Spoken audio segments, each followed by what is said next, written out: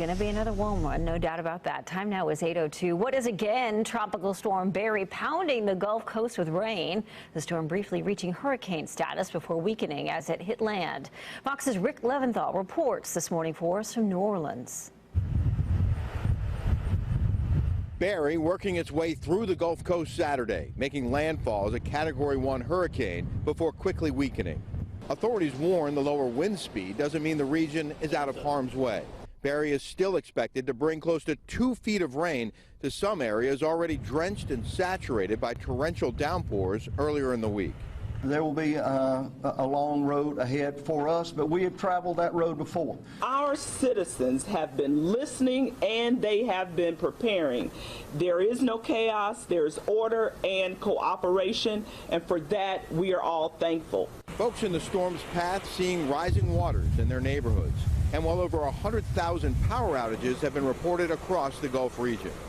There is still a threat of isolated tornadoes and reports of some levees overtopping because of heavy rain and storm surges near the coast. At around 7 a.m., the water started coming up pretty quickly. Within the last hour, the water started rushing in. The Coast Guard already affecting rescues of stranded and medically challenged storm victims along the Gulf. We do a lot for this nation, but when the people that we serve need us most, we are there, and there is no feeling like being able to help a family. Barry is the first hurricane of the 2019 Atlantic season, and while it may wind up being among the weakest, authorities say it still poses significant risk. In New Orleans, Rick Leventhal, Fox News.